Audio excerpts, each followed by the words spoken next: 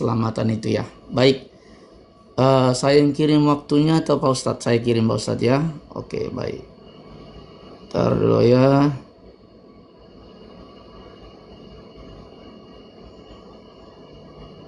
Kok belum bisa Pak Ustadz ini waktunya?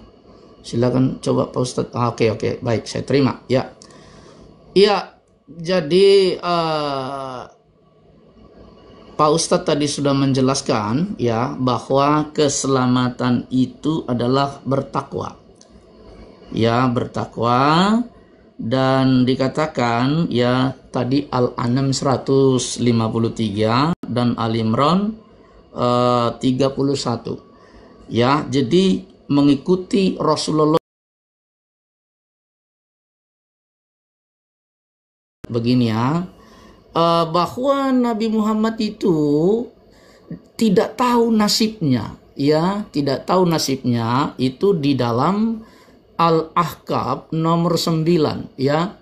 Dikatakan begini ya, katakanlah kul ma kuntu bid'am minar rasuli wa ma adri wa yufalu bi walaku bikum in attabi'u illa ma yuha illai wa ma inna illa nazirun mubin. Katakanlah dalam kurung Nabi Muhammad, aku bukanlah rasul yang pertama di antara para rasul, dan aku tidak tahu ya Pak Ustadz ya, saya nggak usah tunjukkan ya Pak Ustadz, tahu ya lah ini ya, aku tidak tahu apa yang akan diperbuat Allah kepadaku dan kepadamu. Aku hanyalah mengikuti apa yang diwahyukan kepadaku, dan aku tidak lain hanyalah seorang pemberi peringatan. Jadi kalau Pak Ustadz tadi mengatakan supaya kita selamat, kita mengikuti baginda Rasulullah, ya kalau mengikuti baginda berarti kita sama saja nggak tahu nasibnya, nggak tahu kita selamat apa tidak ya. Jadi tidak ada jaminan keselamatan dan mengikuti Rasulullah. Bahkan jelas di situ dikatakan aku hanyalah mengikuti apa yang diwahyukan kepadaku, dan aku tidak lain hanyalah seorang pemberi peringatan. Tidak ada di sini di Al-Ahqaf ini baginda Rasul itu selamat.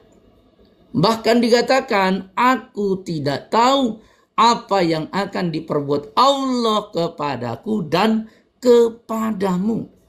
Nah ini clear nih bahwa keselamatan tidak ada mengikuti Rasulullah, tidak ada. Bahkan ini sudah berulang kali ya di dalam Maryam 71 ya, ini ayat favorit bahwa keselamatan ini nggak ada dalam Islam, itu nggak ada Pak Ustadz. Maaf Pak Ustadz ya, nggak ada ya. Dikatakan begini Pak Ustadz di dalam Maryam 71 ya kan, jelas di situ ya. Dikatakan wa in minkum illa wariduha kana ala rabbika hatman maqdiya, dan tidak ada seorang pun daripadamu melainkan memasuki. Di sini ada wariduha ya. Kita lihat ya, wariduha itu bukan mendatangi tapi memasuki. Saya tunjukkan dulu kepada Pak Ustadz ya. Masih ada waktu teman-teman ya. Coba saya balikkan dulu kamera saya ya Pak Ustadz ya, gini. Coba kita lihat ya, apa itu wariduha nih. Coba ya, wariduha ini ya, nih wariduha ya, ini bukan artinya mendatangi nih, tapi ini memasuki. Coba ya, jadi kita copy, kita buktikan, kita masukkan di Google Translate nih ya, apa itu wariduha. Ini coba kita klik di sini, lalu kita paste ke sini, nih ya, chest gitu ya. Kemudian ini kita hapus dulu, nih Pak Ustadz ya. Nah, masuk wariduha nih, wariduha artinya masuk.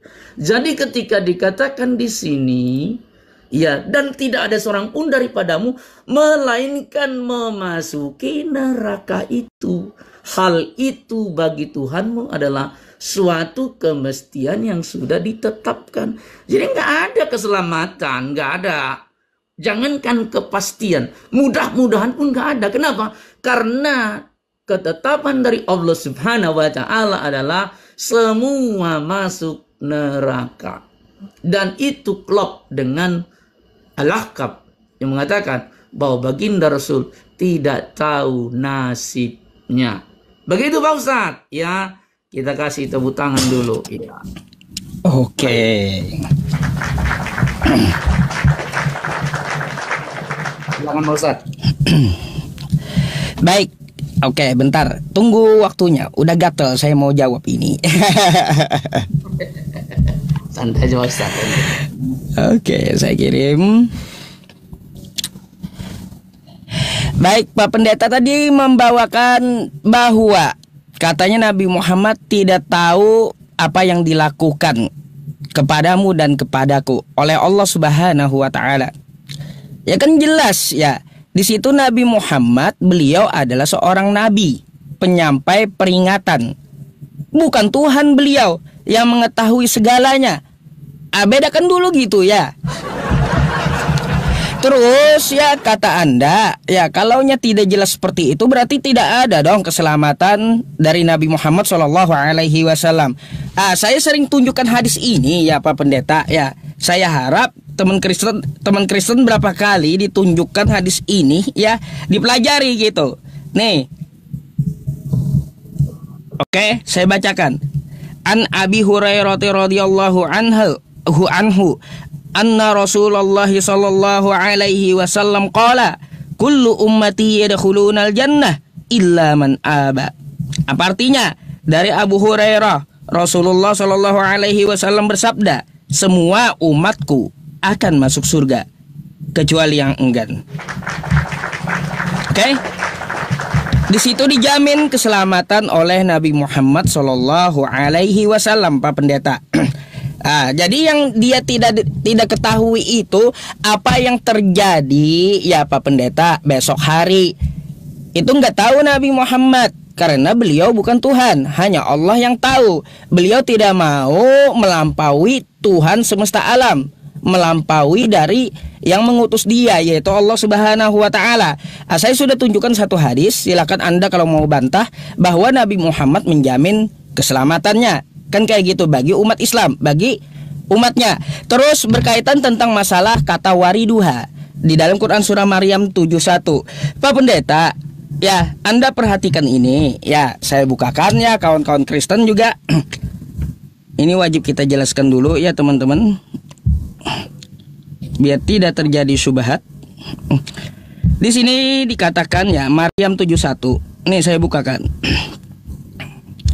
Maryam 71. Wa im minkum illa wariduha kana ala rabbika hatsman maqdiya. Di sini wariduha. Dan tidak ada seorang pun di antara kamu yang tidak mendatanginya neraka. Hal itu bagi Tuhanmu adalah suatu ketentuan yang sudah ditetapkan. Lalu Pak Pendeta pakai Google Translate. Sebenarnya kata wariduha ini ya itu bisa beberapa arti Pak Pendeta. Bisa melewati, bisa mendatangi sesuai konteks. Karena dia kalimat atau kata mustarok dalam bahasa Arab. Jadi satu kata bisa beberapa arti dalam bahasa Indonesia. Kalaunya masuk Pak Pendeta, ya bahasa asli Arabnya adalah dakhala. Nah gitu, dakhala, masuk. Kalau wariduha ini belum tentu masuk. Dia menuju ke arah masuk tapi belum tentu masuk. Begitu maksudnya. Coba kalau Anda ya, kalau Anda ingin pergi ke laut, apakah Anda masuk laut? Kan gitu. Anda ingin ke laut, kata Anda, apakah Anda masuk laut? Kan enggak, di pinggirannya saja, di pantainya. Terus Anda mau ziarah ke makam, kata Anda ingin ke kuburan, apakah Anda masuk ke dalam makam? Kan enggak. Di situ konteksnya Pak Pendeta. Ya, secara ringkas itu dulu argumentasi saya tentang masalah kosakata wariduha. Tapi nanti saya jelaskan siapa yang masuk neraka di Maryam 71 itu ya, setelah next time gitu. Nah, saya mau bertanya dulu dari narasi Anda tadi ya, kata Anda dalam Yesus ada keselamatan karena juga sudah ada nubuatannya. Coba Pak Pendeta ya, saya semenjak dulu berapa kali juga ya menanyakan kepada kawan-kawan, bahkan ke beberapa pendeta, adakah jaminan keselamatan dari Yesus untuk Kristen? Ya, sekali lagi ya, konteksnya yang saya tanyakan secara tekstual tertulis, adakah jaminan keselamatan dari Yesus untuk Kristen? Silahkan tolong dicarikan di Bible Anda. Saya tidak minta yang lain ya, bukan untuk ke semua orang, bukan, tapi khusus untuk Kristen. Silakan.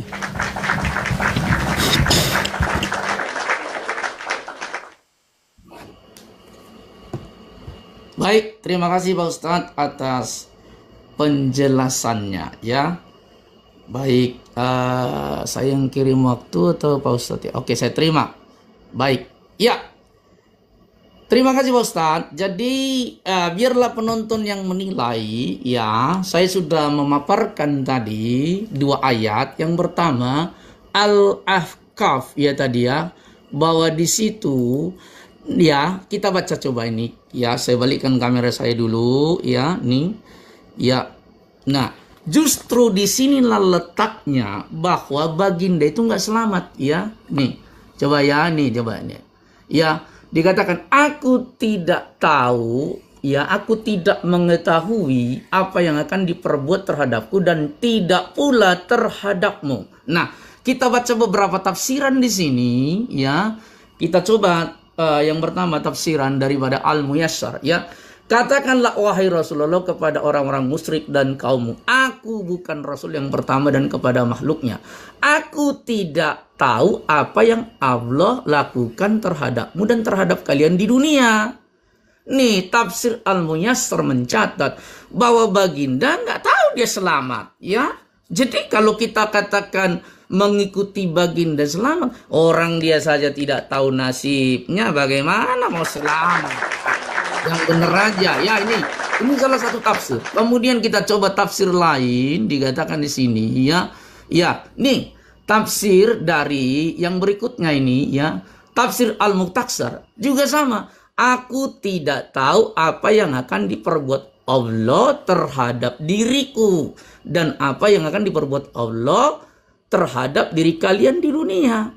Aku tidak lain hanyalah mengikuti apa yang diwahyukan oleh Allah kepadaku. Nggak tahu dia selamat. Ya, bagaimana kalau kita mengikuti orang yang tidak pasti selamat, bisa selamat? Tadi Pak Ustadz dengan tegas mengatakan, kalau kita mau selamat, mengikuti Nabi Muhammad. Muhammad saja tidak selamat. Bagaimana kalau kita mengikuti? Kan begitu ya. Kemudian kita baca lagi, ya kan? Aku bukanlah, ya dikatakan lagi sini, aku tidak mengetahui apa yang diperbuat terhadapku dan tidak pula terhadapmu. Ya, di masa yang akan datang pun tidak tahu Nabi yang apa yang diperbuat. Di masa yang akan datang, apakah aku akan tetap tinggal di Mekah atau meninggalkannya? Apakah aku akan mati atau terbunuh? Ini jelas nih, tidak tahu apa yang diperbuat Allah padanya. Keselamatannya tidak jelas dia ketahui. Kemudian kita lihat tafsir Al-Wajid juga sama nih ya. Dikatakan sini, aku tidak tahu apa yang akan Allah berlakukan kepadaku di dunia. Nih, ya mana nih Ustaz? Ya, gak selamat. Bahkan nih ya, satu ayat lagi dikatakan bahwa Nabi Muhammad itu adalah orang berdosa. Ya, Nabi Muhammad adalah orang berdosa. Jadi kalau orang berdosa, bagaimana kita mengikuti orang berdosa? Ya, ini coba kemudian sebentar ya. Beliau orang berdosa, itu gimana kita mengikuti seorang berdosa? Muhammad 19, surah Muhammad 19 ya. Kemudian dikatakan di sini ya, Muhammad 19 nih. Ya, Muhammad 19, surah Muhammad 19 dikatakan demikian ya. Nah, dikatakan begini ya. Maka ketahuilah bahwa sesungguhnya tidak ada ilah sesembahan Tuhan selain Allah dan mohonlah ampunan bagi dosamu. Wah, ini kok pelanggaran ini, ya. Orang-orang mukmin, laki-laki dan perempuan, dan Allah mengetahui tempat kamu Pelanggaran dosa. Pak Pendeta, kena banned Anda pasti habis ini. Ya, makanya ini kenapa ini kok bisa begini? Ini saya aja disuruh putusin. Kalau saya putusin pasti langsung ke ban gitu. Ya, makanya padahal kita ini lagi diskusi. Nah, gimana ini? Ya makanya heran juga saya. Di tempat saya suruh tinggalkan gitu. Berarti Anda mau di ban oleh ini, oleh tok-toknya habis ini. Macam-macam aja. Kita diskusi. Coba aja ini saya putus ya Pak Pendeta. Langsung hilang Anda dari TikTok. Langsung dimatikannya live-nya nanti. Makanya nih nggak tahu nih gimana ya. Kok bisa ya? Atau kita coba dulu, kita ulang nanti. Boleh, coba dulu. Oke, Ya, saya coba putus dulu ya. Ya, coba. Pelanggaran dia. Pelanggaran. Tadi disuruhnya. Nah, kan dimatikan TikTok kan dia. Saya nggak salah, pasti dimatikan TikTok dia live-nya. Aduh, dimatikan TikTok tuh. Kalau saya tinggalkan, saya bilang pasti live Anda dimatikan oleh TikTok. Ya itu ada penghujatan, mungkin dinilai oleh TikTok sensitif gitu ya, meskipun membacakan.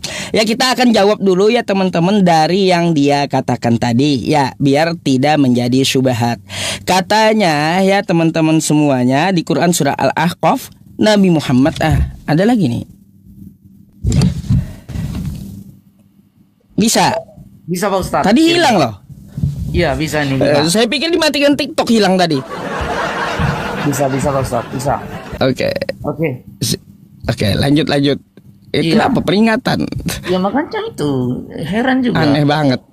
Padahal kita lagi menjelaskan, tidak ada narasi-narasi juga kita yang berlebihan. Ya, saya lanjutin Pak Ustadz ya. Jadi kembali lagi, saya selesaikan aja Pak Ustadz ya sedikit ini.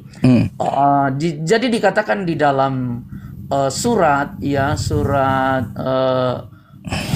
Muhammad nomor 19 di situ ya kan, bahwa dikatakan mohon ampunlah bagi dosamu ya, dan bagi dosa orang mukmin. Beliau baginda itu adalah orang berdosa. Bagaimana kita mengikuti beliau yang orang berdosa? Nah, tadi menurut itu tadi ya, Maryam 71 itu, wariduha itu kata Pak Ustadz banyak artinya. Ya, silakan kalau artinya banyak itu tidak persoalan. Tetapi yang ditunjukkan oleh salah satu Google ini, wariduha itu adalah masuk. Ya, masuk ya. Jadi masuk neraka, bukan mendatangi. Ya, masuk ya Pak Ustadz ya. Jadi saya selalu berbasis data ilmiah Pak Ustadz ya. Karena Google Translate ini diakui oleh dunia nih. Wariduha artinya masuk. Jadi ketika dituliskan di sini ya, Maryam 71, mendatangi ini bukan mendatangi. Ya, melainkan masuk neraka itu. Hal itu bagi Tuhanmu adalah suatu kemestian yang sudah ditetapkan. Nah, saya akan jawab tentang pertanyaan Pak Ustadz ya, mengenai keselamatan untuk orang Kristen. Jadi Pak Ustadz, Yesus datang bukan mengajarkan agama. Saya sudah berulang kali katakan, tetapi Yesus menyampaikan ajaran. Soal Kristen itu kan pengikut Kristus Pak Ustadz. Kristennya sebentar ya. Coba nih Pak Ustadz ya. Kita buka di dalam Kisah Para Rasul 11 ya. Ya. Nah, kemudian ini. Coba Ustadz ya, saya tunjukkan kepada Pak Ustadz. Jadi, nah ini Pak Ustadz, original teksnya dikatakan begini. Kai euron, iya. Kai euron egagen auton eis antiocheian. Egeneto de autos niaton. Olon sunakstekan te eklesia kai didaksai oxlon ikanon krematisai te proton en Antiochia Stous Matetes Christianos. Nih, ada Matetes Christianos adalah murid Kristus atau pengikut Kristus. Jadi Kristen itu sebenarnya awalnya bukan agama, tapi pengikut Kristus, ya. Jadi ketika dikatakan keselamatan bagi orang Kristen, ya keselamatan bagi murid Kristus. Dikatakan dalam Kisah Para Rasul 4 ayat 12, ya. Kisah Para Rasul 4 ayat 12. Nih, dikatakan begini. Kai o estin en allo audeni e soteria autegar onoma estin oteron ya autoton auranon to de domenon en anthropois en hodei sotenai hemas. Dikatakan di sini soteria nih. Soteria, keselamatan. Tidak ada keselamatan di dalam siapapun selain dalam dunia. Selain di dalam Yesus. Dia nih. Sebab di bawah kolong langit ini tidak ada nama lain yang diberikan kepada manusia yang olehnya kita dapat diselamatkan. Ya, jadi keselamatan itu hanya di dalam Yesus Kristus. Orang Kristen adalah murid Kristus, pengikut Kristus, maka wajib diselamatkan. Tetapi kalau mohon maaf pengikut Rasulullah tidak ada jaminan keselamatan. Bahkan beliau adalah orang berdosa yang harus diampuni dosanya. Ya, begitu Pak Ustadz ya. Jadi saya sudah menjawab. Keselamatan hanya di dalam Yesus Kristus. Siapa itu Kristen? Kristen adalah berasal dari kata Kristos, pengikut Kristus. Ya, saya kira itu penjelasan saya. Jadi mohon Pak Ustadz ya, bahwa wariduha itu masuk Pak Ustadz ya, bukan yang lain-lain. Jadi memasuki neraka itu nabi orang berdosa tidak diselamatkan. Demikian.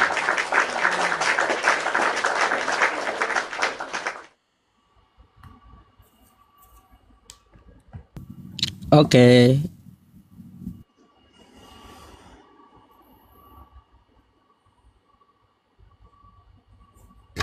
Silakan Pak Ustadz. Belum muncul. Oh belum ya, oke. Tap layar teman-teman, tadi kita kena peringatan padahal kita berdiskusi dengan baik. Baik, teman-teman semuanya ya, Pak Pendeta nggak ada bantahan tentang wariduha tadi. Saya sudah contohkan. Kata saya kalau Anda ke pantai, apakah Anda masuk laut? Itu nggak ada bantahan. Mana bantahannya itu? Anda tetap ngotot katanya wariduha kata Google masuk. Umat Islam itu tidak belajar dengan Google Pak Pendeta, tapi ada disiplin ilmu namanya. Ilmu ulumul Quran. Kayak gitu. Cara memahami Al-Quran itu ada ilmunya.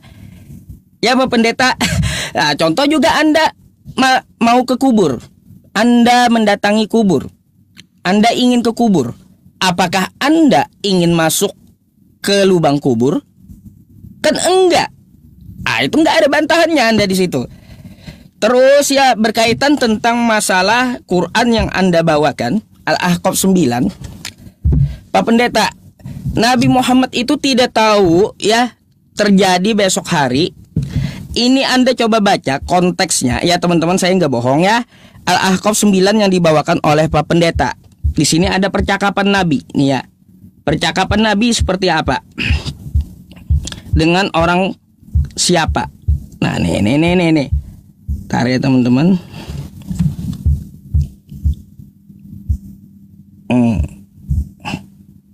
Tar ya.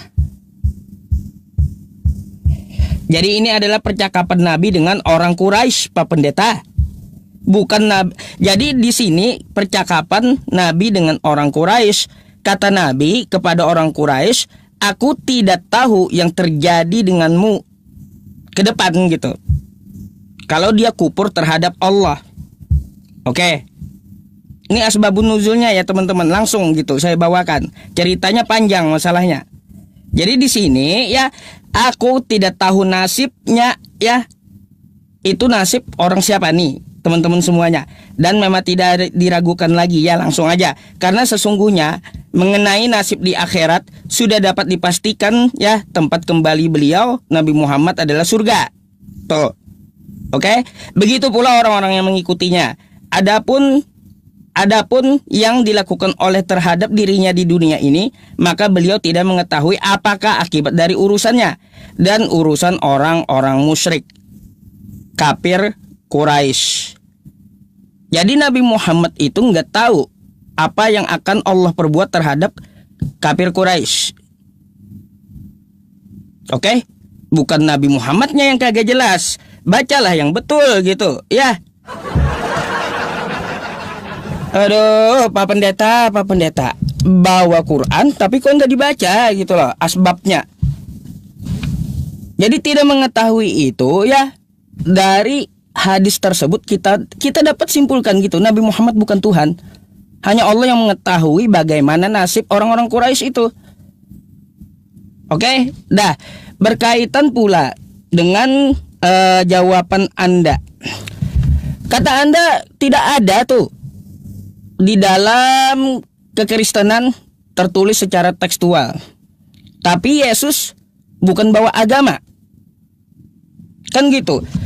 Kalau begitu, apakah Anda mau membantah ayat Anda yang ini? Matius 5 nomor 20. Maka aku berkata kepadamu, jika hidup keagamaanmu tidak lebih benar daripada hidup keagamaan ahli-ahli Taurat, orang-orang Farisi, sesungguhnya kamu tidak akan masuk dalam kerajaan sorga. Ini Yesus bawa agama apa, Pak Pendeta? Dia ngomong sama muridnya.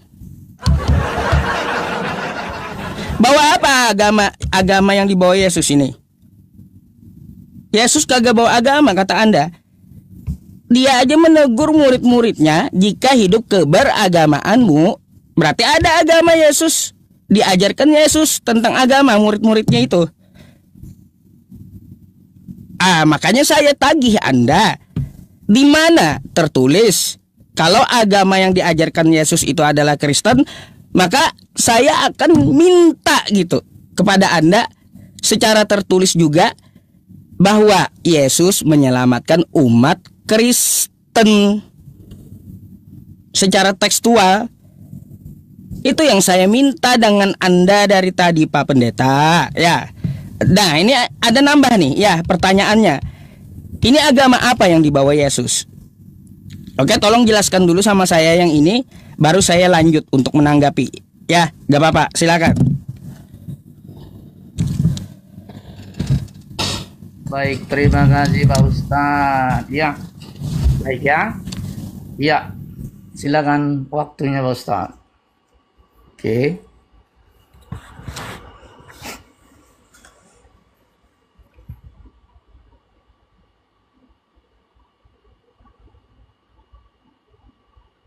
Iya. Oke, saya terima. Oke, saya jelaskan langsung saja dulu. Matius 5 ayat 20, ya. Dikatakan di sini Pak Ustadz, maka, ya saya balikan kamera saya ya, supaya bisa menampakkan data. Ya, dikatakan di sini Pak Ustadz. Ya, dikatakan begini, maka aku berkata kepadamu, ya, jika hidup keagamaanmu tidak lebih benar daripada keagamaan ahli-ahli Taurat dan orang-orang Farisi, sesungguhnya kamu tidak akan masuk dalam kerajaan surga. Ini tadi ya kata kunci yang disampaikan Pak Ustadz adalah keagamaanmu. Sekarang kita lihat dulu Pak Ustadz. Ini lagi bicara kepada siapa ini ya? Di sini dikatakan Pak Ustadz, ini Yesus dengan menjelaskan hukum Taurat. Ya, hukum Taurat itu miliknya siapa Pak Ustadz? Orang Yahudi. Nah, orang Yahudi memang Yudaisme, ya, menjalankan namanya Yudaisme. Jadi ini bukan kepada orang Kristen, Pak Ustadz. Gimana Pak Ustadz ini? Nggak paham ini Pak Ustadz ini. Gimana nih? Ini sedang membantah ahli Taurat, orang-orang Yahudi. Makanya jangan kamu menyangka bahwa aku datang untuk meniadakan hukum Taurat atau kitab para nabi. Aku datang untuk bukan untuk meniadakannya, melainkan untuk menggenapinya. Makanya dikatakan di sini ayat 20 ya, jika hidup keagamaanmu, karena di Taurat itu Yudaisme, orang-orang Yahudi itu kan Yudaisme. Ya agamanya namanya Yudaisme. Jadi ini bukan bicara orang Kristen, Pak Ustadz. Ini gimana? Aduh, Pak Ustadz. Makanya saya ajari cara baca Alkitab ya. Mohon maaf Pak Ustadz ya, saya agak jok sedikit ya. Nih, makanya dikatakan lego garhumin hoti ean me periseuse endidakayosune humon pleion ton grammateon kai grapisayon on me eisetete esten basileyan ton uranon. Ini sedang bicara kepada orang-orang Yahudi. Orang Yahudi itu agamanya namanya Yudaisme, bukan bicara kepada Oten. Ustaz, makanya belajarlah kepada saya Pak Ustadz. Saya, ya mohon maaf ya, saya bisa mengajari Bapak Ustadz nih lebih pintar. Ini selalu dibawa untuk menyerang orang Kristen. Ini bukan, ini sedang bicara kepada ahli Taurat, orang Farisi, Yahudi. Nah, tadi bantahan Pak Ustadz tidak ada kepada saya, ya kan, bahwa Nabi itu orang berdosa. Bagaimana kita mengikuti orang berdosa bisa masuk surga? Ya nggak bisa dong. Makanya kami mengikuti Yesus yang hidup tanpa dosa. Makanya kami selamat. Nah kalau kita mengikuti baginda Rasul, orang penuh dosa. Bahkan ketika ketemu dengan yang namanya tunanetra di Abbasa ayat 1 sampai 5 itu, dia mengabaikan. Kita bersama Allah. Kenapa kamu mengabaikan tunanetra? Sementara kamu melayani orang-orang Quraisy ya, yang banyak duitnya. Bagaimana? Jadi Pak Ustadz, kalau kita mengikuti baginda, nggak selamat kita. Makanya saya sudah buka tadi, data tadi ya, Al-Ahqaf tadi ini ya. Al-Ahqaf itu menjelaskan bahwa baginda ini, mohon maaf, nggak selamat Pak Ustadz. Kasihan juga nih baginda ini ya. Makanya kita perlu selawat terus kepada baginda supaya baginda ini diselamatkan. Mana tadi Al-Ahqaf itu ya? Al-Ahqaf, saya udah hapus nih. Iya kaf ya. Ini ya Pak Ustadz. Ya jadi mari Pak Ustadz coba dibantah saya ini. Bagaimana kita mau selamat sementara yang kita ikuti nggak selamat, ya lucu kan, ya toh lucu dong. Jadi silakan Pak Ustadz bantah dulu ini, ya kita bisa selamat kalau kita mengikuti juru selamat yang benar. Makanya Yesuslah kebenaran dan kehidupan. Tidak ada seorang pun yang sampai ke surga kalau tidak melalui Yesus. Nah bagaimana dengan yang tadi, ya kan? Dia nih, coba nih ya, saya ulang sekali lagi. Surat Muhammad nomor 19. Ya, ampunan bagi dosamu. Nih, maka ketahuilah, ampunan bagi dosamu. Beliau penuh dosa. Silakan Pak Ustaz. Iya, tunggu waktu. Mari Pak Ustaz ya, tepuk tangan dulu buat Pak Ustaz dulu. Aduh.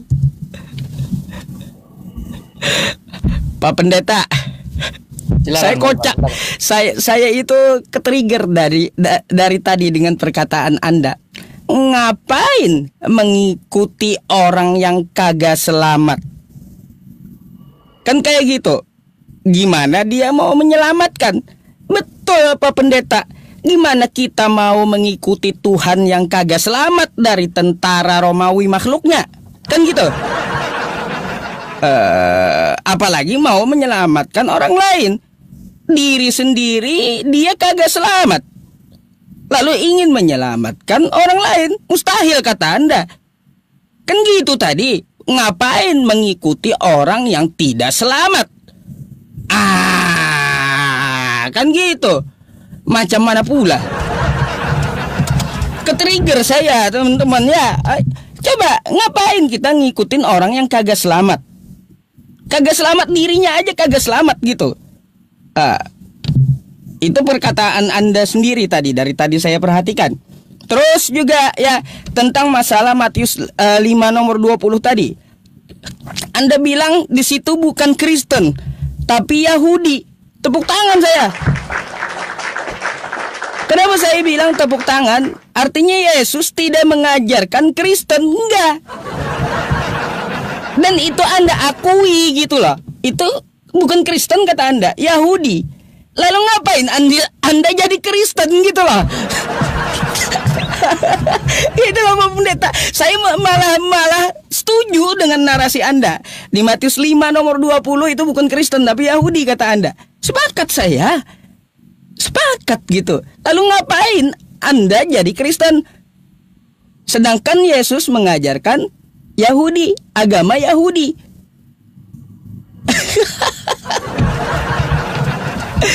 Sepakat saya itu ya, serius Pak Pendeta, sangat sepakat ya yang Anda katakan itu. Jadi Yahudi itu bukan Kristen gitu ya. Terus tentang masalah Al-Quran kita ya teman-teman, kita akan menyinggung dulu Al-Quran kita. Kan tadi Pak Pendeta nih, mari kita baca lengkap aja ya tentang Al-Ahqaf ayat 9 tadi ya.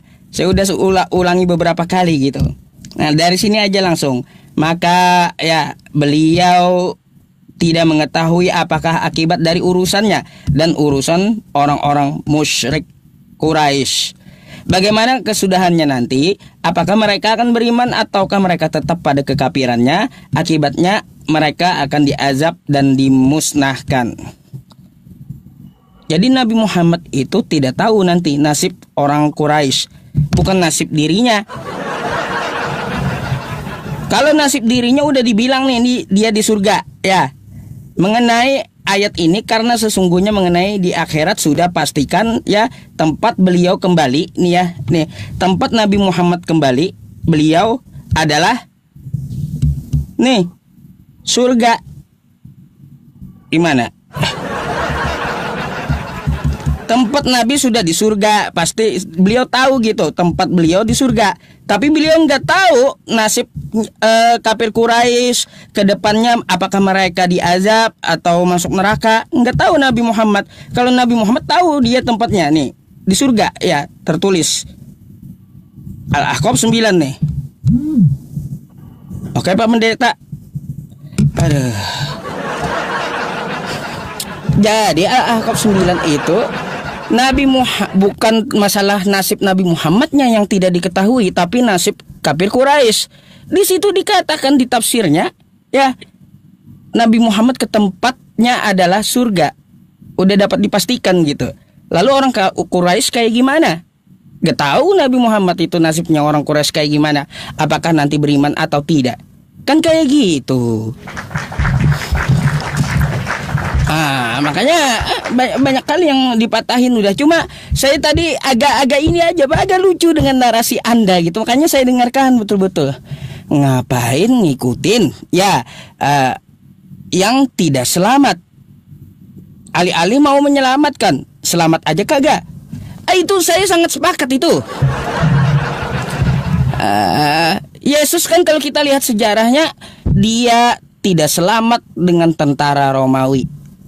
Nggak bisa diikuti ya, karena apa? Dia kagak selamat, dirinya aja kagak selamat, gimana mau menyelamatkan Kristen? Nggak ada juga pula tertulis bahwa Yesus menjamin surga untuk Kristen. Aduh, silakanlah Pak Pendeta ya.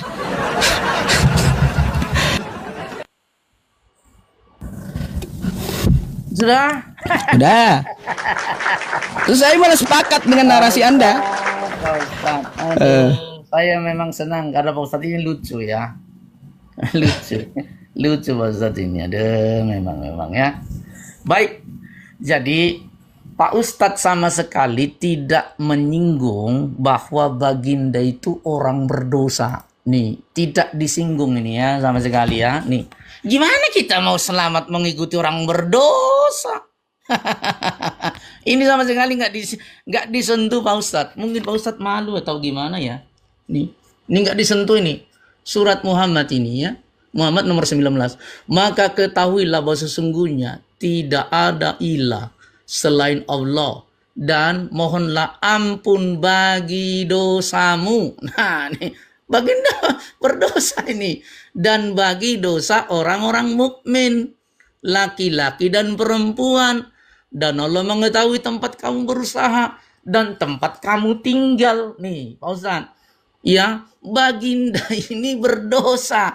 Gimana kita mau selamat mengikuti pendosa? Aduh, Ustadz. Ya, coba kita lihat tafsirnya ya. Ketahuilah wahai Nabi, bahwa tidak ada Tuhan sesembahan yang hak kecuali Allah. Maka mohonlah ampun kepada Allah atas dosamu. Nih, berdosa. Pendosa. Kok kita ikuti selamat. Waduh, ini nih. Dan mohonlah ampun kepada Allah atas orang-orang mukmin. Coba nih. Lah kalau Yesus menghapus dosa, dunia dihapus, Pak Ustadz. Ya, nih coba nih. Dikatakan di dalam Kisah Para Rasul 2. Ya, dikatakan di sini. Ya, dikatakan di sini. Saya buka ya.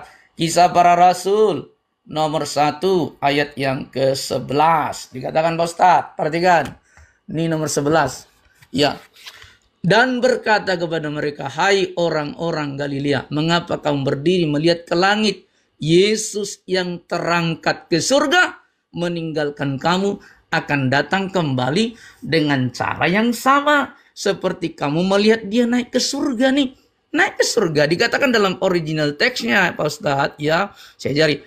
Oi kai eipon Andres Galilea ti estekate embla pontes heiston uranon autos ho yeso ho apaleteis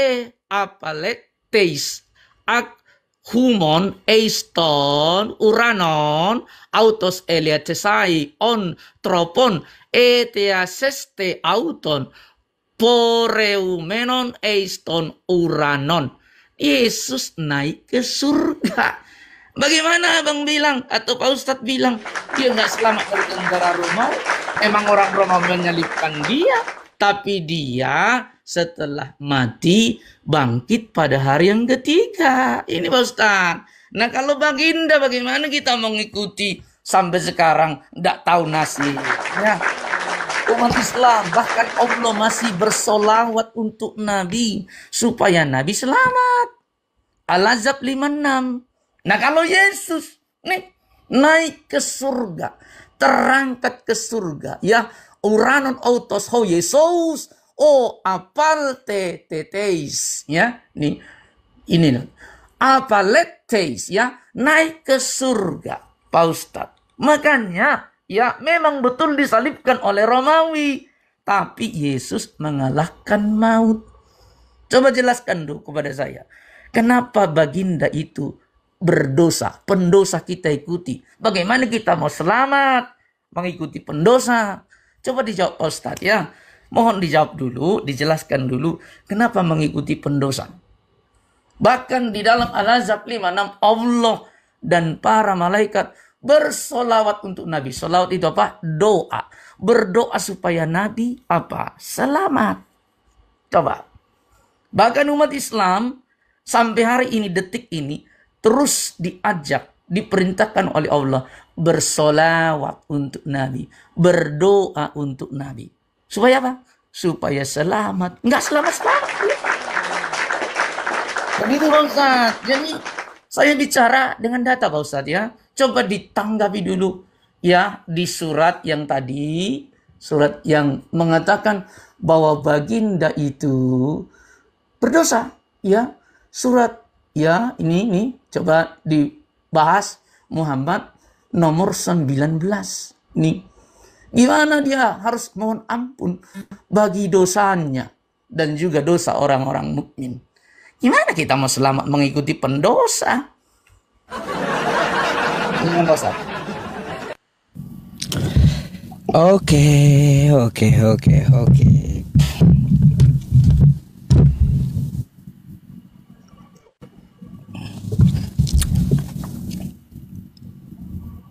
Belum ada waktunya nih.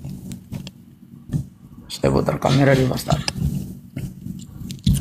Baik, silakan. Saya Baik, Pak Pendeta, ya, atas jawabannya. Ya, saya akan bahas dulu tentang masalah Al-Quran saya, ya, yang Anda bawakan. Katanya Nabi Muhammad berdosa. Dosa apa sih yang beliau lakukan? Anda tahu gitu? Coba kasih tahu saya, ya. Nih, teman-teman semuanya, kita bantah ya bahwa para nabi itu suci dari dosa gitu. Terjaga kemaksumannya. Ya, saya bukakan aja langsung. Pendapat ya yang mengatakan bahwa para nabi terjaga dari dosa-dosa besar, ya, bukan dosa kecil, adalah pendapat mayoritas ulama di semua kelompok. Oke? Tuh, ya. Para nabi sepakat. Ya, Pak Pendeta, nggak ada dosa nabi itu, nggak ada. Maksum beliau, nggak ada dosa beliau. Tuh saya kasih udah ya. Anda dapat baca di kitab Imam Ibnu Taimiyah tuh ya. Sama pendapatnya dengan seluruh ulama yang lainnya. Para nabi itu maksum, tidak ada pendosa, nggak ada. Jadi camkan seperti itu. Nah, berkaitan tentang Al-Ahqaf ayat 19 ya. Al-Ahqaf ayat 19, Nabi Muhammad apakah merasa berdosa beliau? Ya jelas sebagai manusia hanya merasa berdosa. Tapi ya Pak Pendeta, dosa itu hanya Allah yang tahu ukurannya. Ayat yang Anda bawa itu ya adalah ayat keutamaan untuk beristighfar sebenarnya. Quran surah Muhammad ayat 19 itu. Jadi begitu Pak Pendeta, ada penjelasannya gitu. Nabi Muhammad mengajarkan kepada umatnya agar meminta ampun kepada Allah. Ya, jadi beliau juga mengajarkan kepada sahabatnya untuk mengampunkan, berdoa kepada Allah agar apa? Nabi Muhammad juga didoakan bersih dari dosa gitu. Oke? Heran saya loh, teman-teman.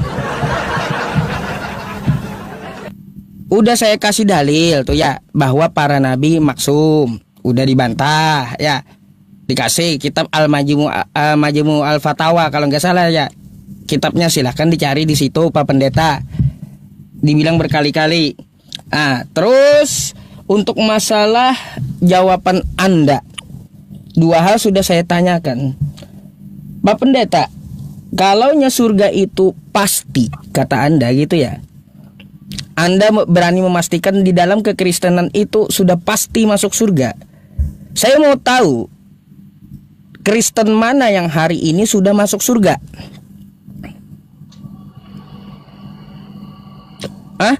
Coba, yakin banget kan gitu? Pasti masuk surga. Hari ini Kristen mana yang sudah masuk surga?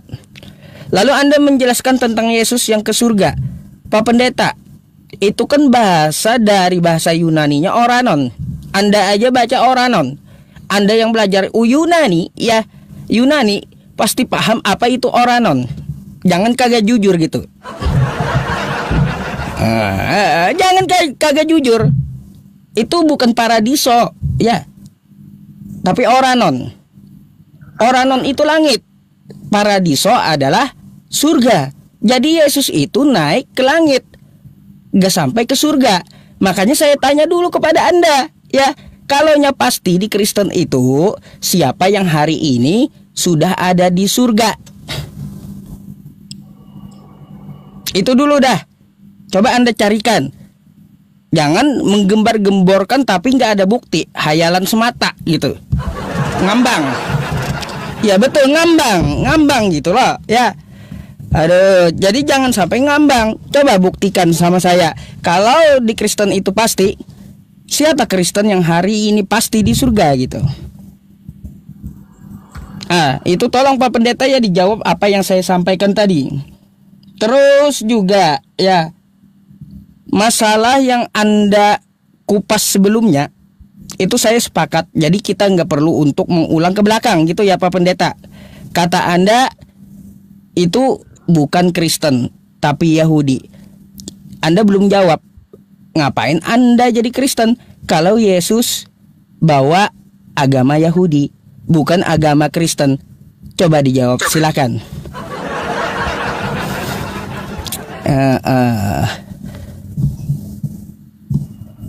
Baik, terima kasih Pak Ustadz ya.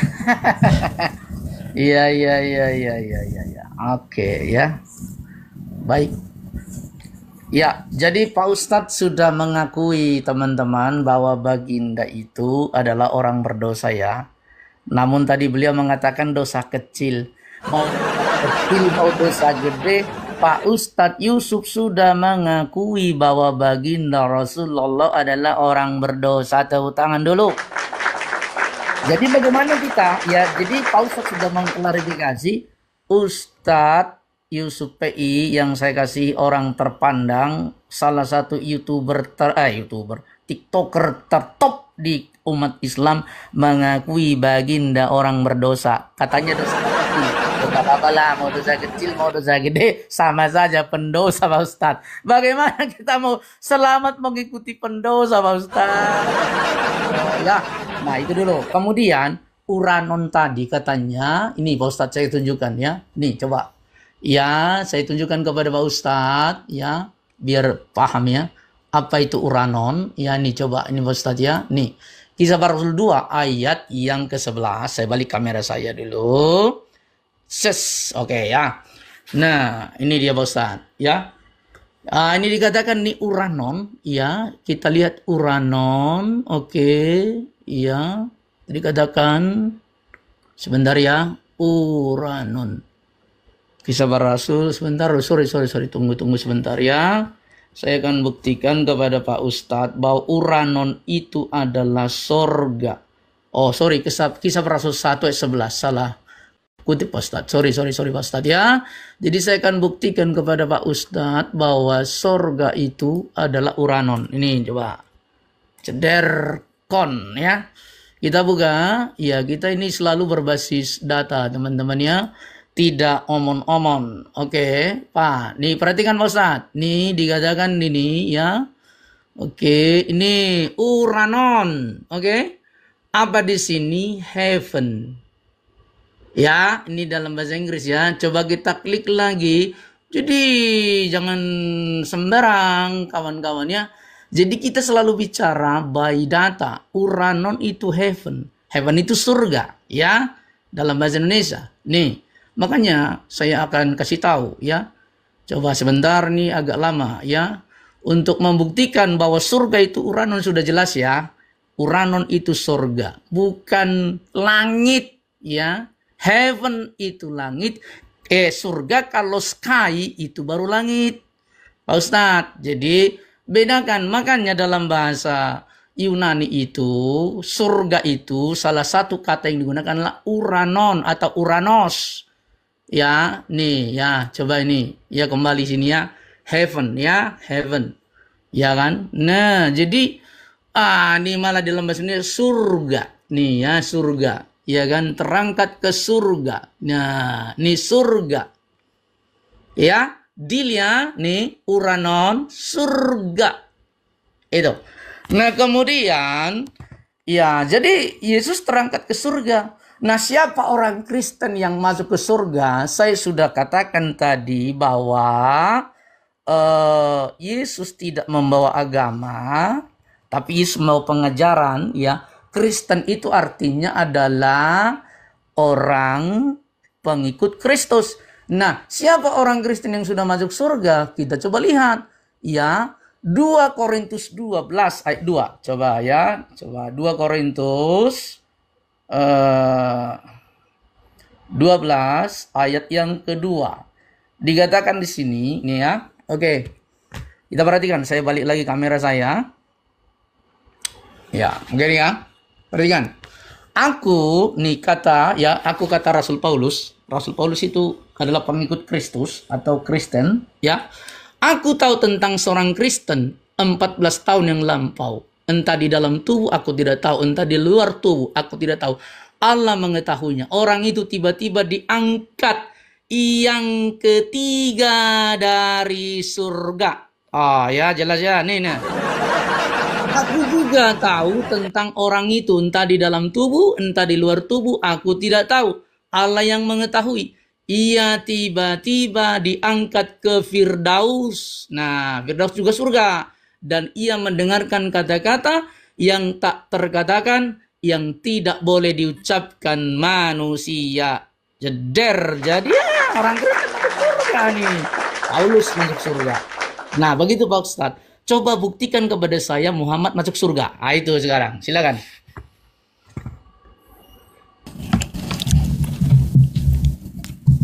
Seru juga ini, Pak Pendeta, seru juga. Iya, tumben Iya, seru Pak ini. Ustadz.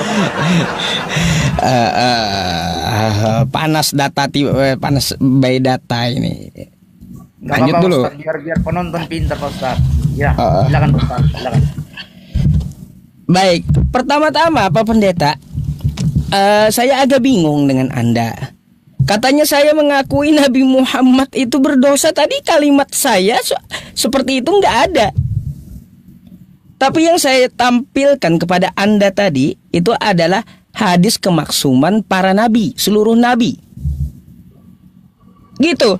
Termasuk Nabi Muhammad. Maksum itu apa? Dijaga dari dosa gitu. Gak ada narasi saya mengatakan bahwa Nabi Muhammad itu berdosa, gak ada sama sekali. Ya, nih, kalau kita melihat sekali lagi, ya, sekali lagi, ini dalilnya, ya. Pendapatnya mengatakan bahwa para nabi terjaga dari dosa-dosa besar, bukan dosa-dosa kecil, adalah pendapat mayoritas ulama di sekelompok. Bahkan itu pendapat mayoritas ulama ahli kalam seperti yang dikatakan Abdul Hasan.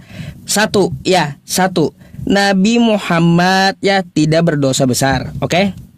Terus dosa-dosa kecil seperti kata Anda tadi, kata-kata abasa, ya kan kayak gitu. Abasa wa tawalla. Lalu di situ dikatakan bahwa dia berdosa. Itu contoh dosanya. Tapi langsung Allah jaga ya kesalahan beliau itu waktu beliau sedang berbicara dengan petinggi Quraisy tersebut. Langsung dijaga dari dosa sehingga tidak terjadi. Kan kayak gitu. Langsung ditegur Allah. Kayak gitu Pak Pendeta. Ya, jadi berkaitan tentang masalah Nabi Muhammad itu dulu saya bantah karena fundamental. Jadi para nabi itu kami yakini tidak berdosa. Jelas? Berkaitan tentang masalah Oranon yang paling banyak Anda bahas tadi ya. Tapi membuktikan kepada saya siapa hari ini di surga. Anda bawa kitab Paulus ya kepada saya. Saya heran Pak Pendeta. Memangnya di surga sudah ada CCTV kah?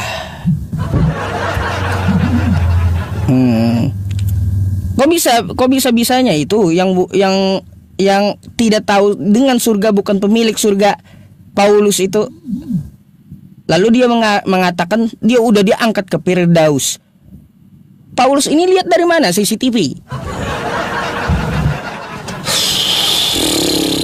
Apa ya, heran saya. Mungkin di surga itu ada CCTV gitu, sehingga si A si B sudah masuk surga gitu, kata Paulus gitu ya. Heran kan Pak Pendeta, narasi Anda bikin heran gitu. Yang tadi saya sepakat, narasi ini yang bikin heran. Bukan bikin bingung, tapi bikin heran saya. Pak Pendeta. Aduh, macam mana pula? Kan kayak gitu. Nah, ini teman-teman semuanya, saya ada mencatat apa yang dikatakan oleh Pak Pendeta. Ya, katanya ya keselamatan itu pasti ya di surga Kristen yang sudah pasti. Ya, jadi dalam hukum Taurat di situ sudah dikatakan juga bahwa ajaran pertama kali itu adalah bertobat. Tetapi keselamatan di perjanjian baru, kata Pak Pendeta, ya keselamatannya itu pada Yesus. Saya, Pak Pendeta, mau tanya, kitab para nabi mana gitu ya yang mengajarkan menebus dosa, keselamatan itu ya dengan darah manusia gitu. Para nabi kan Anda jelaskan kepada saya itu adalah apa? Hewan. Kata Anda di perjanjian lama. Terus kotoran sapi kan gitu ada juga. Sama kulit lembu. Di situ korban penebus dosa. Ada kambing, domba lah pokoknya kayak gitu. Itu di zaman dulu penebus dosanya memakai hewan. Lalu nabi mana gitu? Atau kitab mana yang mengatakan dengan nubuatan menebus dosa itu dengan darah manusia, bahkan mati di tiang salib? Coba tolong carikan nubuatannya di mana itu keselamatan memakai darah manusia. Silahkan ya. Susah gitu ya, agak bingung saya jadinya.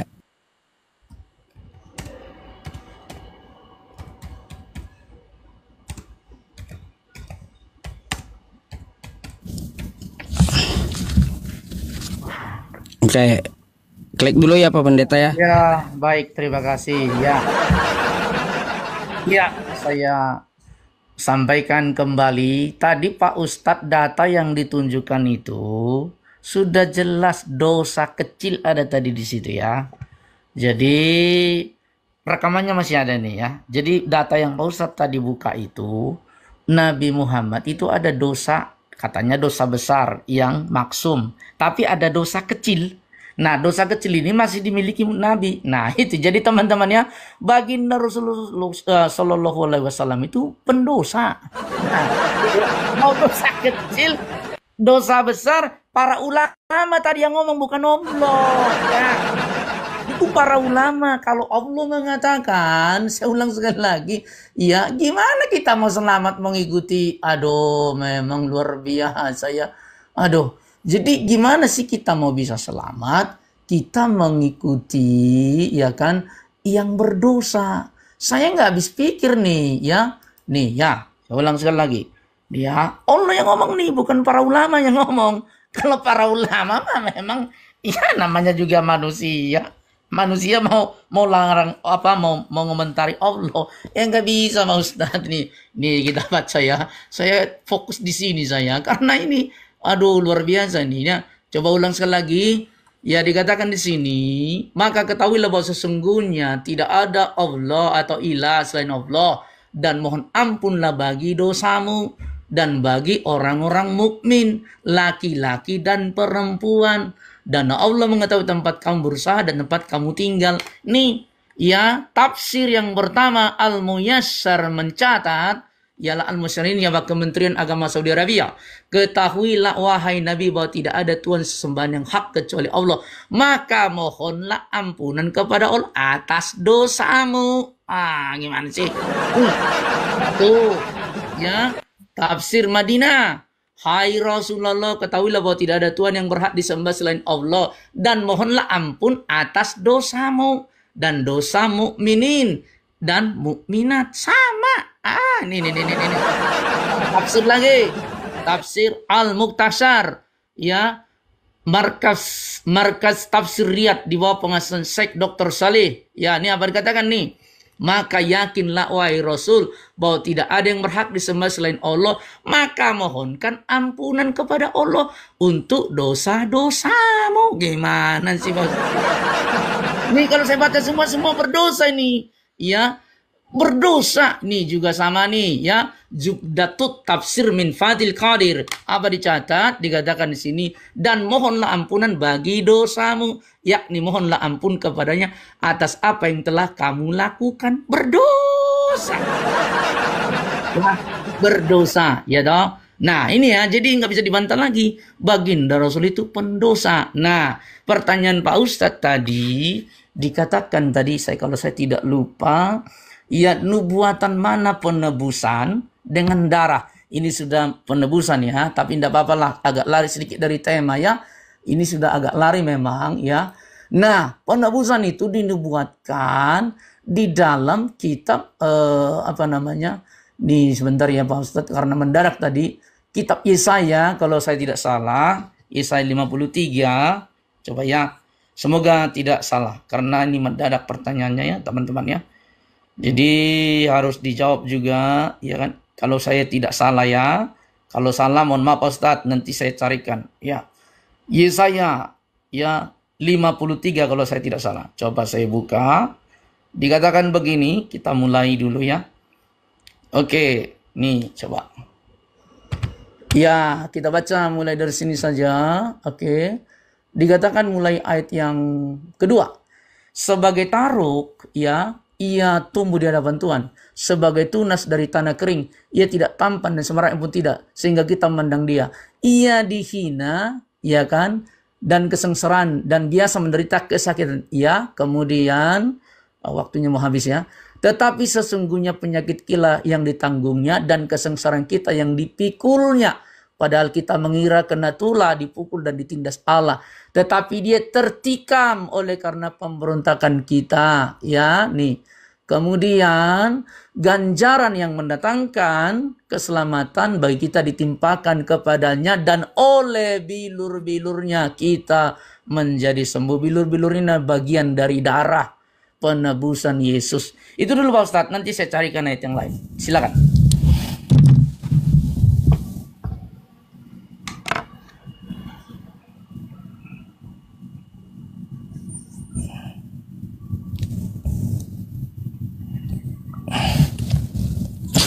Pertanyaannya yang agak berat Pak Ustadz, yang supaya bisa saya jawab.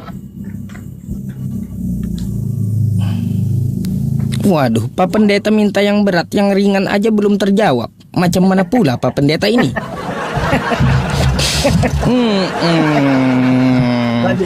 Iya teman-teman, aduh ya. Jadi kayak gini Pak Pendeta. Dari tadi saya tampilkan ya tentang Nabi Muhammad, kata Anda pendosa, kan kayak gitu. Yang jelas kan, pertama, kalau Anda menganggap pendosa bukan dosa besar, kan kayak gitu. Yang saya sampaikan di hadis tadi, di kitab tadi, ya, di kitab Majmu' al-Fatawa tadi. Lalu, apakah Nabi mempunyai dosa-dosa kecil? Coba Anda sebutkan di mana dosanya. Rupanya Pak Pendeta teman-teman, ketika saya menjelaskan itu dia nggak paham gitu. Saya bilang tadi ya, para nabi itu adalah maksum. Apa itu maksum? Dijaga Tuhan, dijaga Allah dari berbuat dosa. Lalu Anda mencontohkan ke surah Abasa, dosa kata Anda. Kan kayak gitu. Contohkan dosa Nabi Muhammad itu seperti apa gitu. Kalau yang Abasa, kan yang Abasa itu tidak terjadi karena langsung ditegur. Artinya Nabi Muhammad kalau tidak menerima tamu yang ingin belajar itu berdosa gitu. Dosa kecil, tapi Allah tegur dia ya, sehingga tidak jadi berdosa. Kayak gitu, langsung memakai Al-Qur'an. Langsung dijaga Nabi Muhammad dari dosa. Itu konteksnya apa Pendeta? Tentang masalah Quran surah Abasa. Coba, kalau Nabi Muhammad itu berdosa, coba sebutkan satu aja dosa dari Nabi Muhammad. Ayo. Ya. Coba disebutkan itu. Terus ya tentang masalah Bible nih. Saya tadi Pak Pendeta, tentang masalah Bible itu bukan masalah lari ke tema. Ya. Sebenarnya yang saya pertanyakan itu alat dari keselamatan. Prakteknya kayak gimana gitu. Prakteknya seperti apa? Kalau kita kan di dalam Islam ingin selamat itu ya takwa, prakteknya kayak gimana? Kita sholat, terus puasa, dengan ibadah kan kayak gitu hingga rahmat Allah datang. Nah, ini yang sudah selamat katanya. Prakteknya seperti apa? Apakah menumbalkan manusia? Kayak gitu? Itu yang saya cari. Ya, atau seperti apa prakteknya itu? Jingkrak bisa jadi kan? Tapi yang saya khususkan dulu karena fundamental adalah penyalipan. Ya, kalau begitu sudah dinubuatkan, ya di mana dong dinubuatkan keselamatan memakai darah manusia? Anda juga tadi ya bahas masalah keselamatan di awal dengan tobat. Di zaman dulu dengan caranya seperti apa? Menyembelih lembu, korban bakaran. Supaya selamat. Sekarang supaya selamat, mana datanya bahwa korban itu nggak ada lagi korban bakaran, tapi korban manusia, korban darah manusia. Itu di mana gitu loh. Itu yang saya tanyakan, bukan lari dari tema itu. Kalau keselamatan Anda dengan Yesus kan, Nabi mana menubuatkan, mengajarkan keselamatan memakai darah manusia. Aduh Pak Pendeta. Rasanya capek saya menjelaskan maksum secara ringkas teman-teman ya. Beliau kurang paham juga kan kayak gitu. Udah berapa kali Nabi Muhammad itu maksum. Rupanya gak ngerti. Terus juga masalah CCTV di surga itu nggak ditanggapi juga oleh Anda. Itu Paulus dapat dari mana gitu? Apakah di surga udah ada CCTV sehingga Paulus bisa menyebutkan kayak gitu? Ayo.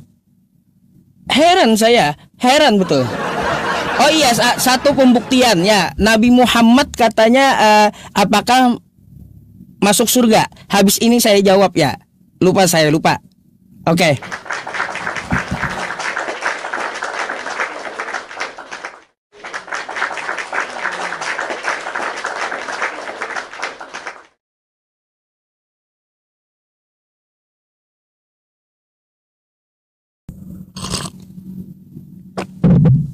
Belum Pak Pendeta tuh.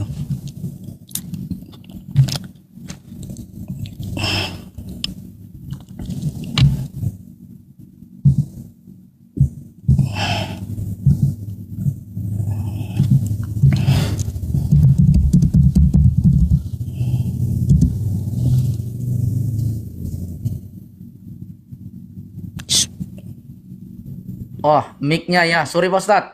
Iya, jadi bukan soal CCTV Pak Ustadz. Tadi kan diangkat ke surga itu atau naik ke surga itu Rasul Paulus. Sudah ada ayatnya tadi. Jadi bukan soal CCTV. Kita sedang pakai dalil. Ya. Kemudian juga nih Lazarus juga sama. Ya, Lazarus. Ya nih coba ya Lazarus juga. Ya. Nih. Naik ke Firdaus, ya Lazarus juga ada ayatnya. Cuma nanti menjawab yang lain kalau tidak sempat selesai, ya bagian berikut. Nah, ya kemudian dikatakan di dalam Lukas, ya nih, ya Lukas 2:16-22, ya ini dulu. Kalau tadi Paulus sudah, Pak Ustadz CCTV katanya, ya tidak apa-apa lah, ya. Kemudian matilah orang miskin itu. Orang miskin itu siapa? Ini Lazarus. Lalu dibawa oleh malaikat-malaikat ke pangkuan Abraham. Orang kaya itu juga mati lalu dikubur. Dan sementara ia menderita sengsara di alam maut, ia memandang ke atas dan dari jauh dilihatnya Abraham dan Lazarus duduk di pangkuannya. Lalu ia berseru, "Ya Bapa Abraham, kasihanilah aku. Suruhlah Lazarus supaya mencelupkan ujung jarinya ke dalam air dan menyejukkan lidahku, sebab aku sangat kesakitan dalam nyala api ini." Tetapi Abraham berkata, "Anak, ingatlah bahwa engkau telah menerima segala yang baik sewaktu hidupmu, sedangkan Lazarus segala yang buruk. Sekarang ia mendapat hiburan dan engkau sangat menderita. Selain daripada itu, di antara kami dan engkau terbentang jurang yang tak terseberangi, supaya mereka mau pergi dari sini kepadamu, ataupun mereka mau datang dari situ kepada kami dapat menyeberang." Jadi Lazarus juga diangkat ke surga, ke pangkuan Abraham, itu surga ya. Nah, Paulus juga tadi sudah ada ayatnya. Jadi bukan soal CCTV Pak Ustadz. Ya zaman itu masih CCTV belum ada, tapi ada dalil kitab suci. Begitu ya. Nah, itu yang mau saya paparkan, bahwa pengikut Yesus atau murid-murid Yesus, para Kristianos itu dijamin surga. Contohnya Lazarus. terhina di dunia, tapi dia masuk surga, Pak Ustadz. Ya, jadi gimana? Kalau pengikut Muhammad, gimana masuk surganya? Mana CCTV-nya? Coba tunjukkan kepada saya. Tadi Pak Ustadz mengatakan CCTV. Saya juga tantang di mana nanti kalau Pak Ustadz membuka data CCTV di surganya Islam mana? Coba nanti tunjukkan pada saya Pak Ustadz ya. Ada CCTV enggak yang nyorot bahwa baginda itu di surga? Silakan Pak Ustadz nanti buktikan kepada saya. Itu tadi ya. Kemudian soal penebusan tadi, ya saya sudah cari-cari tadi sebentar ya. Ayatnya, oke, ya saya tadi sudah mengatakan bahwa di dalam coba Imamat 17 ya, Imamat 17 ayat 11, coba kita lihat Imamat 17 ayat 11 ya, semoga ini bisa menjawab. Kalaupun tidak bisa menjawab tadi Yesaya 53 itu ya. Nih, Imamat 17 sebentar bos tadi ya, ayat yang ke-11 coba saya buka dulu. Imamat 17 ayat 11. Ya, dikatakan begini. Ya, dikatakan begini Pak Ustadz. Karena nyawa makhluk ada di dalam darahnya, dan aku telah memberikan darah itu kepadamu di atas mezbah untuk mengadakan pendamaian bagi nyawamu. Karena darah mengadakan pendamaian dengan perantaraan nyawa. Dan ini adalah nubuatan dari Tuhan Yesus. Dikatakan dalam Ibrani 9:22. Dan hampir segala sesuatu disucikan menurut hukum Taurat dengan darah, dan tanpa penumpahan darah tidak ada pengampunan. Nah, jadi pengampunan hanya bisa dilihat atau bisa dialami melalui darah Yesus Kristus. Begitu Pak Ustadz ya. Masih ada ya, sedikit lagi. Jadi coba Pak Ustadz buktikan kepada saya baginda Rasulullah sudah di surga dan umat Islam di surga, ada CCTV-nya mana? Silakan.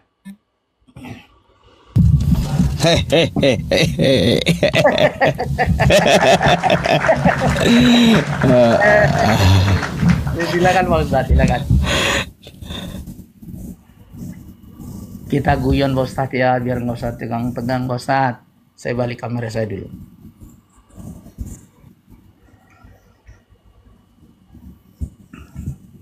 Nggak muncul nih? Belum.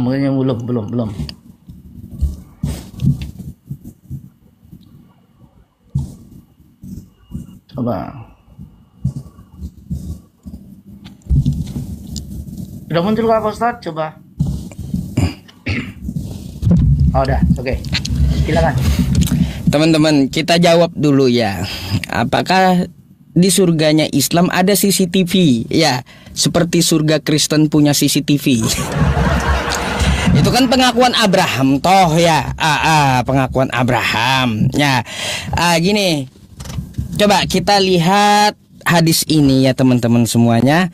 Ya, ini saya menjawab juga ya hadis ini bahwa Nabi Muhammad itu selamat. Ya, nih.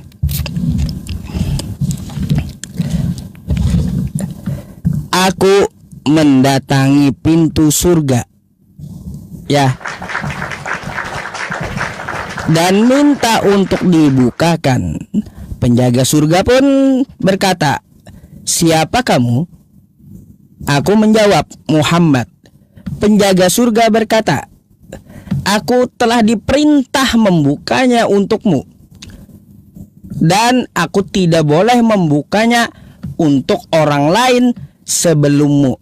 Jadi tadi yang naik katanya ke surga tadi itu nyangkut di langit mana itu? Karena saat ini Nabi Muhammad belum buka kunci surga, ya pintu surga belum gitu. Beliau yang pegang kuncinya, masih ditutup surganya. Nunggu Nabi Muhammad dulu masuk ya, baru yang lain bisa masuk. Jadi yang katanya yang ke surga tadi itu nyangkut di mana gitu loh.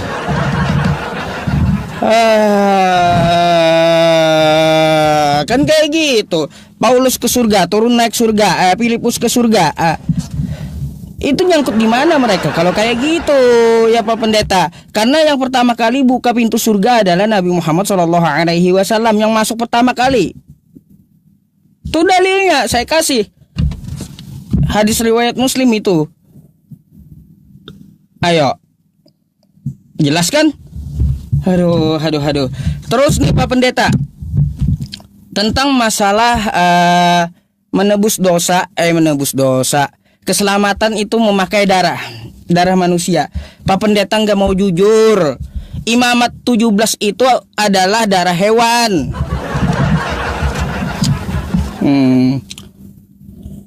Nih ya, yang saya minta itu di mana dikatakan keselamatan pakai darah manusia.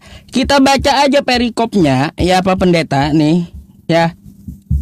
Tempat menyembelih dan persembelihan korban. Imamat 17 kan? Ayat 11 kan? Tuh. Karena nyawa makhluk ada di dalam darahnya, dan aku telah memberikan darah itu kepadamu. Ini Pak Pendeta ya, larangan makan darah. Aduh Pak Pendeta, bukan keselamatan lewat darah, bukan lewat darah. Keselamatan lewat darah ya, lewat darah, lewat manusia. Bukan larangan makan darah yang saya minta, bukan gitu. Di sini Pak Pendeta ya, nih kalau kita baca ke bawah ini, dan setiap orang yang makan bangkai atau sisa binatang buas, baik ia orang Israel asli maupun orang asing, harus mencuci pakaiannya. Jadi ini adalah kagak boleh makan darah hewan. Aduh. Yang saya cari Pak Pendeta, ajaran Nabi mana? Ya, ajaran Nabi mana di Perjanjian Lama? Di Perjanjian Lama mengatakan atau menubuatkan keselamatan itu melalui darah manusia. Melalui manusia. Itu dari mana gitu? Padahal saya mau maju teman-teman, mau maju gitu untuk menanya Pak Pendeta, cuma stuck di sini. Kayak gimana? Coba cariin. Kalau dulu saya percaya seperti yang Anda jelaskan, korban bakaran domba, kulit sapi, lembu. Tahu saya para nabi melakukan itu. Sekarang saya mau cari sesuai perkataan Anda dan sesuai iman Kristen telah dinubuatkan katanya. Ya. Dinubuatkan untuk menebus dosa atau selamat dengan memakai nyawa manusia dan darah manusia. Itu di mana? Bukan larangan makan darah yang saya minta, bukan. Perikopnya aja larangan makan darah Pak Pendeta. Aduh. Gitu.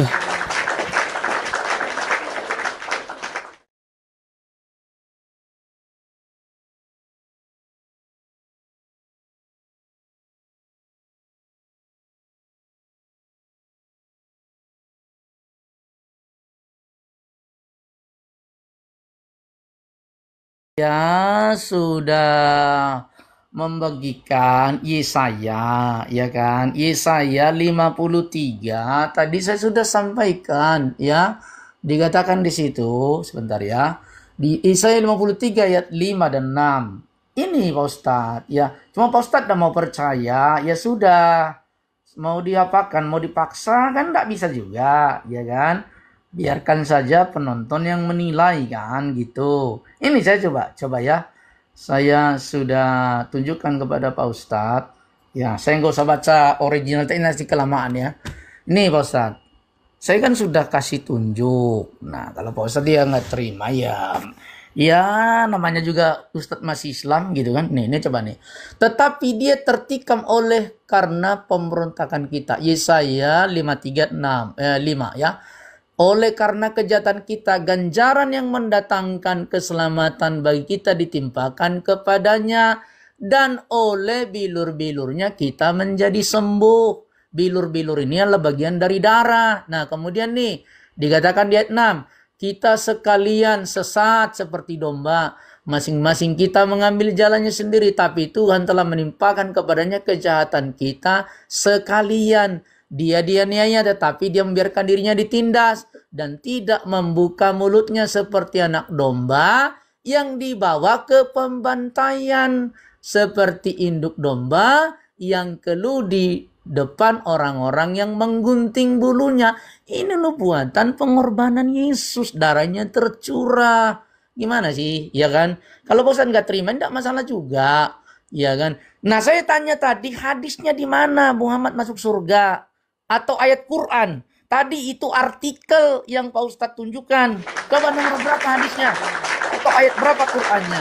Saya pengen tahu, ya. Kalau saya tadi buka bukan buka artikel, saya buka ayat Alkitab. Sekarang coba buka Alkitab atau Quran kepada saya. Kita kan dalil kuat kita kan Quran dengan Alkitab. Kalau hadis coba tunjukkan nomornya nomor berapa. Tadi kan itu artikel itu.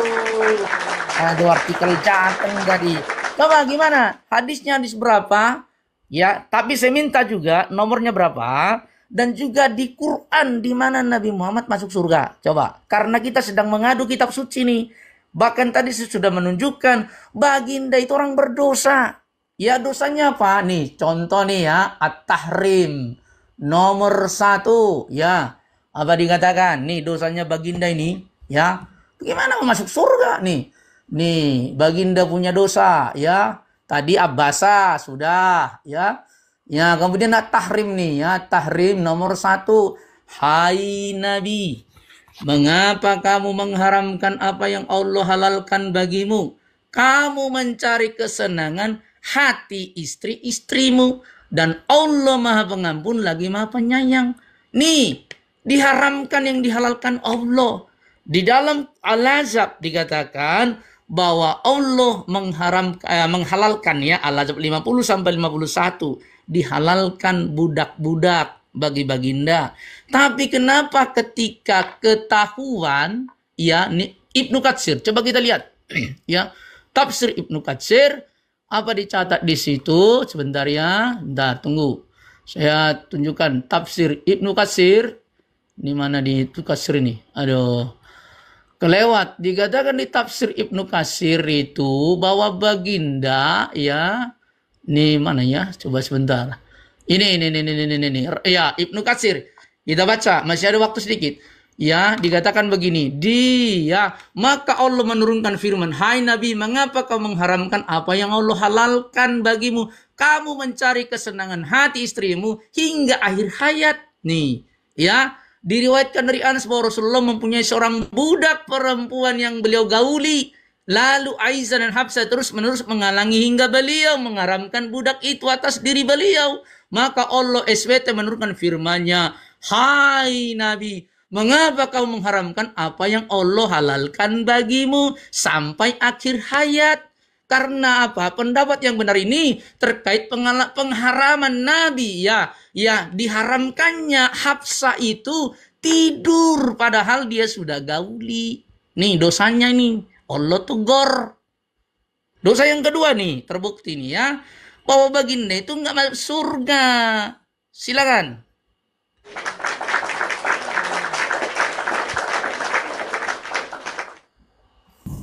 Ya, silakan Pak Ustaz.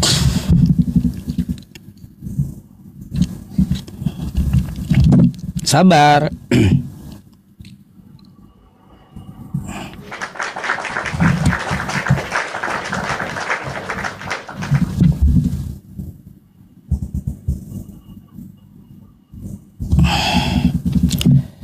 Baik, ya teman-teman semuanya.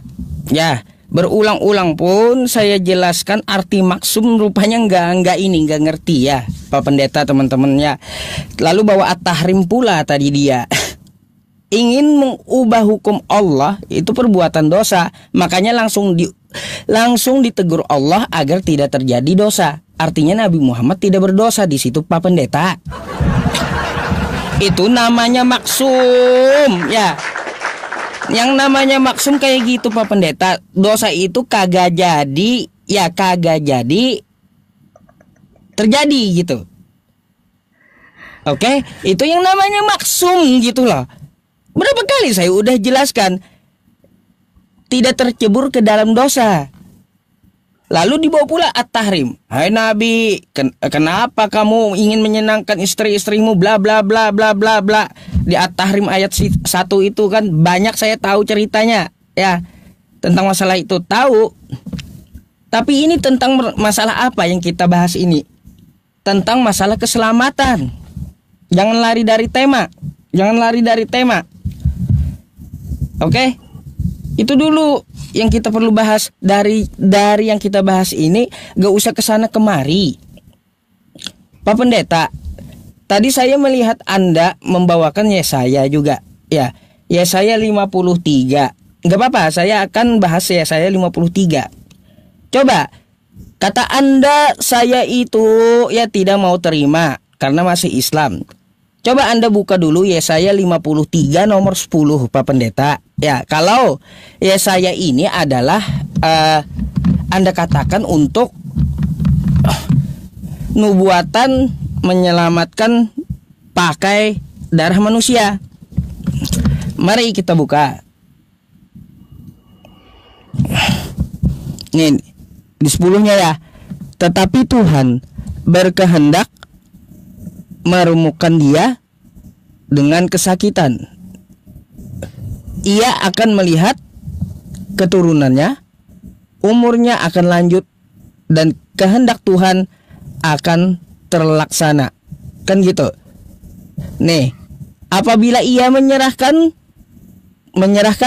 dirinya sebagai korban penebus salah, ia akan melihat keturunannya, umurnya akan lanjut, dan kehendak Tuhan akan terlaksana. Saya mau tanya Pak Pendeta, ini kan ada kata keturunan ya, keturunan. Kita cek dulu nih ya, saya mau bahas dulu kosakata keturunan nih.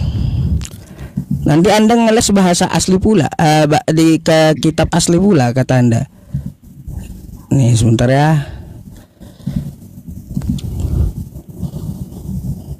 Nih ya, kita lihat ayat yang tadi ya kawan-kawan. Nih keturunan ya. Keturunan, kita klik dulu. Bahasa aslinya apa? Mana ini? Zera. Ya, Zera. Keturunannya benih. Sperma, gitu ya. Sperma. Nah, baik. Berarti ya teman-teman, kalau itu untuk Yesus, kata Anda ya, keselamatan dengan memakai nyawa manusia, darah manusia. Mana keturunan Yesus? Di Yesaya 53 itu jika Anda paksakan, umurnya akan panjang dikatakan di situ. Tolong tunjukkan istri Yesus. Sama saya, sama anak-anaknya, karena anak-anaknya akan berumur panjang. Jelas tadi sudah dengan bahasa teks asli ya, teks asli zerah artinya sperma. Sperma atau benih gitu, keturunan. Nanti alasan pula seperti kemarin-kemarin, ini masalah ini keturunan, kata Kristen yang lainnya selain Pak Pendeta jawabannya, masalah keturunan ini kami ini disebut bukan keturunan biologis, tapi yang namanya mengikuti Tuhan adalah anak Tuhan. Ada. Bahasanya keturunannya, benihnya mana? Apabila ya dia jadi penebus salah, maka dia akan melihat keturunannya dan umurnya akan panjang. Sekarang carikan ya istri Yesus mana, anak-anak Yesus mana? Silakan.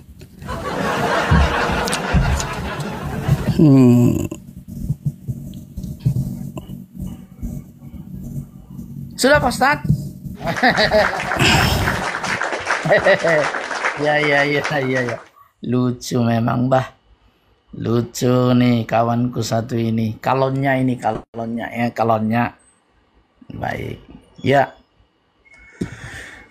Baik, silakan waktunya Pak Ustaz. Ya.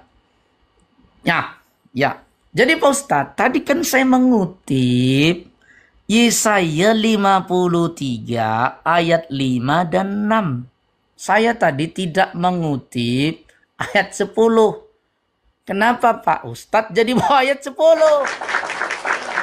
Ya, saya tadi mengutip ayat 5 dan 6. Nih. Ya, coba ayat 5 nih ya. Kenapa Pak Ustadz jadi lari ke ayat 10? Aduh, gimana nih Pak Ustadz ini? Jangan lari-lari Ustadz. Saya tadi ngutip ayat 5 dan 6. Ya, coba nih. Tetapi dia tertikam oleh karena pemberontakan kita. Nih, dia diremukkan oleh karena kejahatan kita. Dia tertikam, kan darahnya tercurah Pak Ustadz. Tombak Romawi kalian bilang. Nih, saya tidak baca ayat 10. Jadi jangan lari ke dalil yang saya tidak baca. Ya, saya baca tadi nubuatan itu Yesaya 53 nomor 5 dan nomor 6. Makanya ini nomor 5 ini kalau kita klik di sini, ya kan, dikatakan di dalam 1 Petrus 2 24 sampai 25 dikatakan begini. Ia sendiri telah memikul dosa kita di dalam tubuhnya di kayu salib supaya kita yang telah mati terhadap dosa hidup untuk kebenaran. Oleh bilur-bilurnya kamu telah sembuh. Ini loh Pak Ustadz. Bagaimana Pak Ustadz lari kok jadi ke Yesaya 53 nomor 10. Saya baca nomor 5 dan nomor 6. Nubuatan tentang penyaliban Yesus ada di sini. Ya, dan itu digenapi ketika Yesus disalib. Dan juga digenapi dalam 1 Petrus 2 24. Ia sendiri memikul dosa kita dalam tubuhnya di kayu salib. Supaya kita yang telah mati terhadap dosa hidup untuk kebenaran. Ini nubuatan. Jadi jangan mentang-mentang Yesaya lalu mulai ayat pertama sampai selesai itu nubuatan tentang pengorbanan Yesus di kayu salib. Tidak. Nomor 10 tidak masuk di situ. Ya Pak Ustadz. Ya. Nah, jadi begitu cara baca Alkitab. Ya. Maka jangan membawa dalil yang saya tidak bawa. Saya bawa tadi Yesaya 53 nomor 5 sampai nomor 6. Ya. Begitu. Lalu kemudian belum dijawab. Ya kan? Hadis nomor berapa tadi katanya Muhammad masuk surga, ketok pintu surga. Emangnya kayak pintu rumah ini, ketok-ketok, halo, buka dulu surganya. Emang begitu? Ya. Coba kasih tahu dulu nomor berapa hadisnya. Dan saya minta di Quran terutama. Di mana di Quran baginda masuk surga? Saya tadi tunjukkan bahwa baginda itu berdosa. Nih, ya. Kembali ke sini. Ya, di dalam At-Tahrim. Ini coba kita baca nih tafsir daripada Ibnu Katsir ya. Nih, Ibnu Katsir mencatat nih ya. Tafsir Ibnu Katsir. Ya, nih ringkas. Para ulama berbeda pendapat tentang asbabun nuzul, tentang permulaan surah ini. Dikatakan bahwa diturunkan tentang peristiwa Maria. Lalu Rasulullah SAW mengharamkannya. Maka Allah menurunkan firman-Nya. Hai Nabi, mengapa kamu mengharamkan apa yang Allah halalkan bagimu? Kamu mencari kesenangan hati istrimu hingga akhir hayat. Tuh. Ini kemudian nih diriwayatkan dari Anas bahwa Rasulullah SAW mempunyai seorang budak perempuan yang beliau gauli. Ya tadi memang Pak Ustadz tidak mau nyampe ke sini. Tapi ini dosa baginda menggauli namanya Maria Al-Qib.